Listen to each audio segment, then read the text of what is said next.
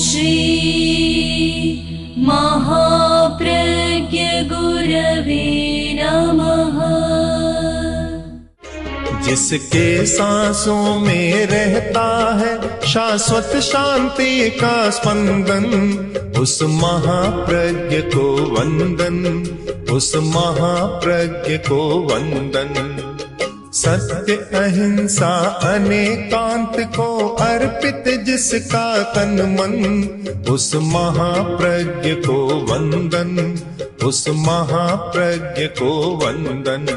जिसके सांसों में रहता है शाश्वत शांति का स्पंदन, उस महाप्रज्ञ को वंदन, उस महाप्रज्ञ को वंदन।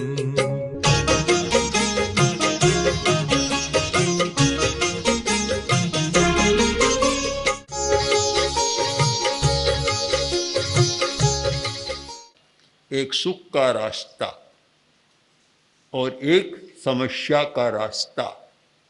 सुख का रास्ता ये एक सच्चाई है, भीतर का युद्ध एक सच्चाई है, और जिस व्यक्ति में सत्य की निष्ठा होती है वही व्यक्ति इस पथ पर आगे बढ़ सकता है। सत्य निष्ठा, समाधि का महत्वपूर्ण सूत्र है सत्य निष्ठा। सत्य में जिसकी निष्ठा है वह समाधि को प्राप्त हो सकता है। समाधि हमारी एक निर्विचार अवस्था है, मन की निर्विचार अवस्था। समाधि हमारे मन की एक निर्विकल्प अवस्था है जिसमें न कोई विचार और न कोई विकल्प, एकदम थॉटलेस स्टेट ऑफ माइंड। मस्तिष्क की वह दशा जहाँ सारे विचार समाप्त हो जाते हैं, सारे विकल्प समाप्त हो जाते, समाधि है। महर्षि पतंजलि ने निर्विकल्प समाधि और सविकल्प समाधि दोनों का सुंदर विश्लेषण किया है। आचार्य रामसेन ने तत्वानुशासन में इन दोनों पर बहुत अच्छा प्रकाश डाला है। अनेक योग के आचार्यों ने लिखा कि समाधि की अवस्था है यह सत्य की खोज की अंतिम अवस्था है। इसी अवस्था में सत्य की खोज की जाती है। आज का वैज्ञानिक सूक्ष्म सत्य की खोज एक सूक्ष्म यंत्रों के द्वारा कर रहा है। सूक्ष्म के बिना सूक्ष्म की खोज नहीं की जा सकती। हमारे पास इंद्रियां है, देखने की शक्ति है, पर वे स्थूल को देख सकती है, सूक्ष्म को नहीं देख सकती, क्यों? वे स्वयं स्थूल है। और कोई सूक्ष्म न हो तो वैसा हो नहीं सकता। चाहे भीतर की सूक्ष्म चेतना जागृत हो जाए, जिसे हम अतीन्द्रिय चेतना कहते हैं, वह जागृत हो जाए तो सूक्ष्म सत्यों को देखा जा सकता है। और चाहे उपकरणों के द्वारा, यंत्रों के द्वारा, सूक्ष्म यंत्रों के द्वारा हम सूक्ष्म सत्य को देख सकते हैं। आखिर कोई न कोई सूक्ष्म चाहिए सूक्ष्म को देखने के लिए। भारतीय इतिहास भरा पड़ा है, साधना का इतिहास, चेतना का इतिहास। अनेक महान महान संत हुए हैं और जिन्होंने सत्य को खोजा है। उनके पास न कोई प्रयोगशाला थी, न कोई उपकरण थे, केवल अपनी चेतना को इतना सूक्ष्म बना लिया कि सूक्ष्म के साथ संपर्क हो गया। जब हमारी चेतना में एक स्पंदन की सूक्ष्म स्थिति, अधिक स्थिति बनती है, अतिरिक्त स्थिति, जब स्पंदनों की, वाइब्रेशन की हाई फ्रीक्वेंसी, ऐसी फ्रीक्वेंसी होती है तो हमारा सूक्ष्म के साथ संपर्क स्थापित हो जाता है। आचार्य तुलसी दिल्ली में विराज रहे थे। एक भाई आया, देखा चेहरा, तो चेहरा बोल रहा था कि दुखी आदमी। चेहरा तो सब कुछ बता देता है, हमारी आंखें भी सब कुछ बता देती है। मन महीप के आचरण दृग दीवान कही दे। ये आंखें हैं, ये दीवान है। पुराने जमाने में दीवान होते थे। आंखें दीवान है और मन राजा है। उसका सारा आचरण आंखें बता देती है। भय चिंता आलस अमन, सुख दुख हेत अहेत, मन महीप के आचरण दृग दीवान कई देत। भय चिंता आलस्य अमनस्कता, सुख दुख हेत और अहेत यानी प्रियता और अप्रियता, ये मन के भीतर जो होने वाली सारी अवस्थाएं हैं। मन बोलता नहीं पर आंखें बोलती हैं और बता देती है कि अब भीतर में क्या चल रहा। तो हमने देखा उसका चेहरा ही बोल रहा था, आंखें भी बोल रही थी, कोई बहुत दुख से डूबा हुआ आदमी है। बैठा, हमने पूछा कि कैसे आए, बोले कि बहुत दुख की अवस्था में हूँ, उसके निवारण के लिए आया हूँ। हमने पूछा क्या है, तो और कोई संकट नहीं है, बहुत उच्च पद पर काम कर रहा हूँ, भारत सरकार की सर्विस में हूँ और बहुत उच्च पद पर हूँ, कोई आर्थिक संकट नहीं और कोई समस्या नहीं, केवल एक समस्या कि एक बेटा था, इकलौता बेटा, और वह चला गया, मर गया, बस। वह बात मन से नहीं निकल रही है, 24 घंटा दुख में जी रहा हूँ। तो गुरुदेव ने कहा कि अब चला गया वह तो कोई वापस आने का नहीं, आप इतने समझदार हैं, इतने पढ़े लिखे हैं और इतने बड़े पद पर काम कर रहे हैं, तो आपको तो स्वयं चिंतन करना चाहिए कि वह तो आएगा नहीं, फिर दुख करने का अर्थ क्या है। बोला आचार्य जी मैं सारी बात को जानता हूँ पर बात मन से नहीं निकलती है। तो फिर आपका दुख कैसे मिट सकता है? एक कारण है, अगर एक बार मेरे बेटे से संपर्क हो जाए तो मेरा दुख मिट जाए। बड़ी विचित्र बात कह दी, संपर्क हो जाए, और मृत आत्माओं के साथ संपर्क करना भी सरल बात तो नहीं है। फिर हमने कुछ प्रयोग बताए कि तुम यह प्रयोग करो, हो सकता है कि संपर्क भी हो जाए। और जब ठीक आप फ्रीक्वेंसी पर हम चले जाते हैं तो हमारा सूक्ष्म के साथ संपर्क स्थापित हो जाता है। उसने प्रयोग किया, 2 महीने बाद आया तो चेहरा खुश था। हमने देखा कुछ कुछ हुआ है, बातचीत की और बोला कि मेरा दुख मिट गया। क्यों? कि अब मेरा संपर्क स्थापित हो गया, अब मुझे कोई दुख नहीं। तो जब हम सूक्ष्म में जाते हैं तो सूक्ष्म जगत के साथ हमारा संपर्क स्थापित हो जाता है। आचार्य भिक्षु ने कुछ बातें ऐसी बताई जो स्थूल जगत की बातें नहीं, सूक्ष्म सत्यों का प्रतिपादन किया था।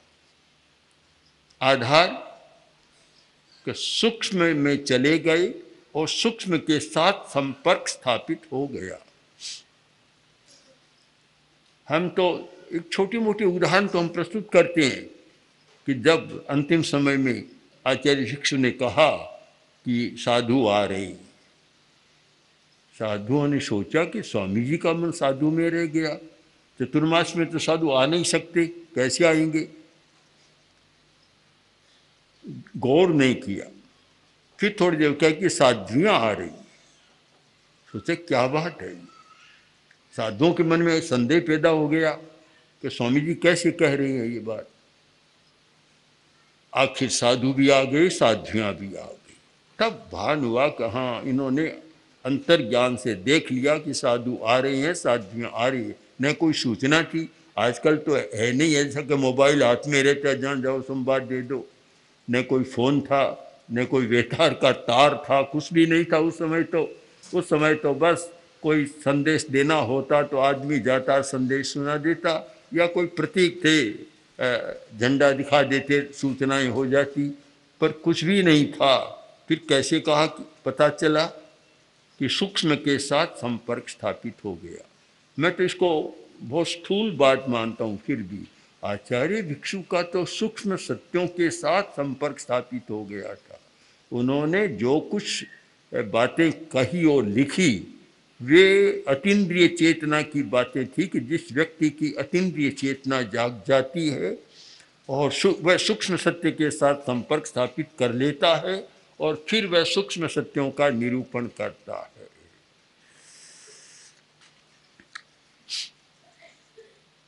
हम चिंतन करें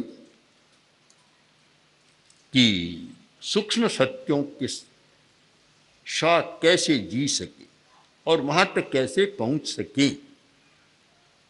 इसमें एक चेतना का परिवर्तन बहुत जरूरी है। जब तक हमारी चेतना पदार्थोन्मुखी रहेगी, पदार्थ की ओर ही जाएगी, तो वह सूक्ष्म सत्य की ओर नहीं जा सकती, वह स्थूल बनी रहेगी, पदार्थ बनी रहेगी। और जब हमारी चेतना पदार्थ की आसक्ति से हटकर और अंतर्मुखी हो जाती है, उस समय ऐसे वाइब्रेशंस पैदा होते हैं कि वे हमें सूक्ष्म सत्य के साथ जोड़ देते हैं। उनका जो सूक्ष्म सत्य के साथ जुड़ता है, उसका चिंतन मनन सारा अलग हो जाता है। शेख सादी सूफी संत भी बहुत शक्तिशाली हुए, बड़े साधक हुए। शेख सादी बहुत सूक्ष्मदर्शी संत थे। एक बार एक राजा ने उनके पास एक हीरा भेजा कि आप बहुत ज्ञानी हैं, किंतु आपके पास कुछ भी नहीं, साधारण स्थिति में रहते हैं, और मैं ये हीरा देता हूँ, आप हीरा रख लें, आप वैभव के साथ जी सकें। शेख सादी ने हीरा लौटा दिया, मुझे नहीं चाहिए। अब कोई व्यक्ति हीरा लौटाता है, क्यों लौटाता है? रखने वाले तो 100 में 99 नहीं 99.5 मिल जाएंगे, लौटाने वाला आधा प्रतिशत ही मुश्किल है, कैसे लौटा दिया? तो राजा के मन में जिज्ञासा हुई, पास में आया और बोला कि आपने हीरा कैसे लौटा दिया, कैसे लौटाया? तो उन्होंने कहा कि मेरे पास जो हीरा है, तो फिर मुझे इस हीरे की जरूरत नहीं है। तो आपके पास हीरा कहाँ है? कि मेरे पास मेरा अंतर्ज्ञान, मेरा हीरा है, मेरे पास है। तो बताइए दोनों में मूल्य किसका ज्यादा है? मूल्य क्या बताऊं? मेरे पास जो हीरा है वह 2 दिलों को जोड़ने वाला है, और आपका हीरा 2 दिलों को तोड़ने वाला। जुड़े हुए उनके दिल भी टूट जाते, विवाद हो जाता है, हीरा मेरा या मेरा। 2 भाइयों में लड़ाई होती है कि हीरा मेरा है, वह कहता है मेरा है, भाइयों के दिल भी टूट जाते हैं। और मेरे पास ऐसा हीरा है जो टूटे हुए दिलों को भी जोड़ देता है। जब अंतर्मुखी दृष्टि होती है, वहाँ फिर दिलों को तोड़ने की बात नहीं रहती, सबको जोड़ने की बात हो जाती है, सब जुड़ जाती है। मैं तो अंतर्दृष्टि का ही परिणाम मानता हूँ कि अहिंसा एक ऐसी दृष्टि है कि जिससे दिल जुड़ जाती है। प्रत्यक्ष अनुभव बताऊं, हम लोग मुंबई में थे, कांदीवली से कालवा देवी जा रहे थे, तो रास्ते में एक बाजार आ रहा था, जो रास्ता चुना गया बाजार आ रहा था। बाजार का नाम था भिंडी बाजार। तो कुछ लोग आए हमारे पास, आकर बोले कि आपने जो रास्ता लिया है उसको बदल दे। मैंने कहा क्यों? कि वह रास्ता अच्छा नहीं है। क्यों? कि कोई भी धर्मगुरु उधर से जाता नहीं है। कारण कि वह मुस्लिम समाज की बस्ती है, ज़्यादा कट्टर हैं, और धर्मगुरु वहाँ जाने से कतराते हैं, तो आपको भी वह रास्ता बदल देना चाहिए। मैंने कहा मुस्लिम समाज की बस्ती है तो हमारा क्या उसमें नुकसान हुआ? क्यों बदले? रास्ता नहीं बदलेंगे। आखिर आग्रह काफ़ी किया पर हमने इनकार कर दिया, हम रास्ता नहीं बदलेंगे, उधर जाएंगे, हमें कोई डर नहीं है। गए, एक प्रवेश किया भिंडी बाजार में, वहीं 2-3 मुस्लिम भाई आए और उन्होंने कुरान भेंट किए। फिर आगे गए तो एक स्टेज बना हुआ है बाजार में। हमने पूछा क्या है? कि यहाँ स्वागत किया जाएगा। हम रुके, पूरा जुलूस, हजारों आदमी थे, सब रुक गए। स्टेज पर हम गए, बैठे और स्वागत किया, 2 अभिनंदन पत्र भेंट की। फिर वहाँ के जो प्रमुख व्यक्ति था उसने कहा कि बहुत सारे लोग आते हैं, वे तोड़ने वाले आते हैं, आप जो अहिंसा का संदेश लेकर आए हैं ये सबको जोड़ने वाले जोड़ते हैं, इसलिए हम आपका स्वागत करते हैं। मानवता को तोड़ने का काम मत करो। सत्य की खोज का एक बड़ा परिणाम है कि आदमी को आदमी से तोड़ो मत। ये जातियां, संप्रदाय, ये सब बात की बात है, पहले तो आदमी है, आदमी। आचार्य तुलसी का वह वाक्य कितना महत्वपूर्ण है कि इंसान पहले इंसान, फिर हिंदू या मुसलमान। पहले आदमी होता है कि पहले जाति और होती है। जन्मता बच्चा एकदम शुद्ध होता है, कुछ भी नहीं होता, पहले आदमी आदमी होता है। तो आदमी को आदमी की दृष्टि से देखो, ये विशेषणों की दृष्टि से मत देखो। ये विशेषण तो लगते रहते हैं, बदलते रहते हैं, क्या है। जन्मा तब लेकर आया नहीं, मरने के बाद लेकर जाएगा नहीं। यह तो एक परिवार वालों या जैसी परंपरा है, जोड़ दिया जाता है। मूल बात को पकड़ो, मूल सच्चाई को पकड़ो, सत्य के प्रति हमारी निष्ठा बने, सत्य के प्रति। आचार्य भिक्षु ने जो परंपरा डाली सत्य निष्ठा की, इतनी विचित्र परंपरा थी। ऐसे अनेक प्रसंग आए, हमारे आचार्यों के पास भी प्रसंग आए, मगवागणिकावर भी है, कि कहा कि कच्छ में कुछ साधु हैं, बहुत शुद्ध साधु है, अच्छा आचरण करते हैं, और अगर वे आने वाले हैं, आ जाएं तो आप क्या करेंगे। तो उत्तर दिया कि अगर हमारा विचार आचार मिल गया और मुनि दीक्षा में बड़ा है तो मैं वंदना कर लूँगा, और अगर मैं पर्याय में बड़ा हूँ तो वह मुझे वंदना कर लेगा। हमें सत्य से मतलब है। संप्रदाय, व्यक्ति, जाति, विशेषण, ये सब मूल की बात है। आज क्या हो गया कि सत्य को तो गौण कर दिया और इन विशेषणों को ऊपर बिठा दिया। लड़ाई झगड़े का यही तो सारा कारण बनता है। जब सत्य का आसन ऊंचा रहे, हमें समाधि मिलती है। समाधि, जो आदमी झूठ बोलता है उसको समाधि कैसे मिलेगी। झूठ बोलता रहता है, समाधि नहीं मिल सकती, शांति नहीं हो सकती, चित्त शांत नहीं रह सकता, उलझने चलती रहती है, भीतर ही भीतर उलझने चलती है, नहीं होता। और फिर झूठ बोलता है तो बहाना भी लेना पड़ता है। बहाना, एक महिला ने 1000 रुपये की साड़ी खरीदी, आई घर में, पति को दिखाया तो बोला इतनी महंगी साड़ी खरीदी है, और अभी तो वैसे ही थोड़ा हाथ कट्ठा चल रहा है, पैसे का संकट है, तो तुमने इतना खर्च कर दिया। अब भीतर में तो थी आकांक्षा बढ़िया की, अब झूठ बोलना पड़ता है कि आप समझे नहीं, मैंने कोई ये बढ़िया घटिया के लिए नहीं खरीदी है, मैंने तो आपकी शान को रखने के लिए, आपकी प्रतिष्ठा को रखने के लिए खरीदी है। अब कितना बहाना लेना पड़ता है। क्यों कि मेरी पड़ोसिन वह 500 रुपये की खरीद रही थी, तो वह तो हमसे कमज़ोर है आर्थिक दृष्टि में, अगर मैं उससे कम खरीदती आपकी शान कहाँ रहती, इसलिए मुझे 1000 रुपये की खरीदनी पड़ी। आदमी जब झूठ बोलता है तो कितने बहाने भी करने पड़ते हैं, मन में शांति कहाँ से और कैसे हो। अगर हम जीवन व्यवहार का विश्लेषण करें तो भी पता चलेगा कि जहाँ जहाँ आदमी झूठ बोलता है वहाँ वहाँ तनाव पैदा होता है। झूठ और तनाव दोनों साथ चलते।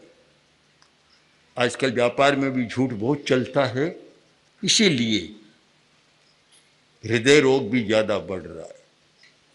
30-40 अवस्था वाले बहुत युवक अकाल में मृत्यु के ग्रास बन जाते हैं। कारण वह तनाव, भय बना रहता है। झूठा खाता 2 नंबर का हो गया ना आज, काला धन और झूठा खाता, ये समस्या पैदा करता रहता है।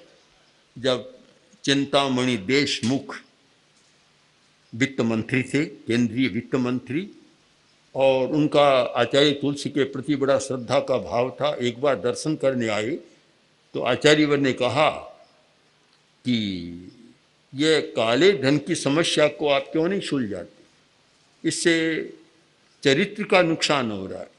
केवल आर्थिक नुकसान ही राष्ट्र को नहीं हो रहा है, चरित्र का नुकसान हो रहा है और बहुत सारी बीमारियां भी इस कारण बढ़ रही है, भय के कारण। भय कहीं पता न लग जाए, बस बराबर रहता है, पता न लग जाए। अब पता न लग जाए, झूठ कहा और पता न लग जाए, इसका मतलब इतना गहरा भीतर में आघात और तनाव, टेंशन होता है कि वह बीमारी भी पैदा करता है, भय भी पैदा करता है और अनेक समस्याएं पैदा करता है। तो आप इसको साफ क्यों नहीं कर देते? उन्होंने आचार्य वर्ग के सुझाव को ध्यान से सुना और उस समय चिंतामणि देशमुख ने एक बार कर दिया कि जो भी लोग घोषणा करेंगे उनको ये छूटें दी जाएगी। और काफ़ी काला धन सफ़ेद बना भी, उस समय बना। और देशमुख ने लोकसभा में कहा कि आचार्य तुलसी का सुझाव था और उस पर मैंने अमल किया तो उसका अच्छा परिणाम आया। तो काला धोला बनता है तो समस्याएं सुलझती है। इसका मतलब है कि झूठ जब सच बनता है तो समस्याएं सुलझती है। झूठ है ये काला धन है और सच ये गोरा धन है, सफ़ेद धवल धन है। हम विचार करें कि एक बार तो लगता है कि झूठ बोल दिया या झूठी मान्यता बना ली, अच्छी लगती है, पर उसका परिणाम अच्छा नहीं होता। तो इसलिए हम चिंतन करें कि हमारी सत्य के प्रति निष्ठा जागे। जो लोग श्रीयारी में आते हैं, भिक्षु स्वामी की समाधि पर जाकर पाठ करते हैं, जप करते हैं, उनको कोरा जप नहीं करना है, कोरा ओम भिक्षु का उच्चारण नहीं करना है। कोरा करने से क्या होगा? वहाँ जब पैर रखें तो सबसे पहले यह संकल्प लें कि मैं सत्यनिष्ठा का विकास करूँगा, सत्य के प्रति समर्पित रहूँगा। यह सत्य के प्रति समर्पण का संकल्प मन में जाग जाए, बहुत आनंद का जीवन रह सकता है। फिर शायद हार्ट को भी खतरा नहीं और किसी को भी खतरा नहीं, और शायद बीमारियों के लिए भी इतना अवकाश नहीं। और जब सत्य की निष्ठा नहीं जागती है, झूठ ही झूठ में जो ताना बाना बुनता रहता है, मकड़ी जाल बुनती रहती है, तो फिर ऐसा उसमें उलझ जाता है कि वह जीवन की समस्या सुलझती नहीं है। इसलिए आगम का एक वाक्य बड़ा सुंदर कि तम सत्यम भयवं, सत्य भगवान है।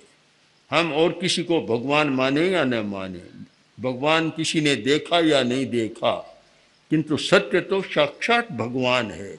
हम सत्य को भगवान मानकर चले कि जो सत्य है उसके प्रति समर्पित रहूँगा, न किसी व्यक्ति के प्रति, न किसी जाति के प्रति, न किसी संप्रदाय के प्रति, मैं सत्य के प्रति समर्पित रहूँगा। अगर यह निष्ठा पैदा हो जाए तो फिर समाधि ही समाधि, समाधि पर आने का अर्थ और अपने भीतर की समाधि को जागृत करने का अर्थ, ये सब कुछ ठीक हो सकता है। इसलिए हम एक उदात्त चेतना को जागृत करें और ऐसी निष्ठा पैदा करें कि सब कुछ सत्य के लिए समर्पित है, बस केवल सत्य के लिए समर्पित। मैं और किसी बाहरी आवरण, बाहरी विशेषण, बाहरी उपाधि में उलझा नहीं रहूँगा, केवल सत्य के लिए समर्पित रहूँगा। यह है सुख का मार्ग। ओम श्री महाप्रज्ञ गुरवे नमः।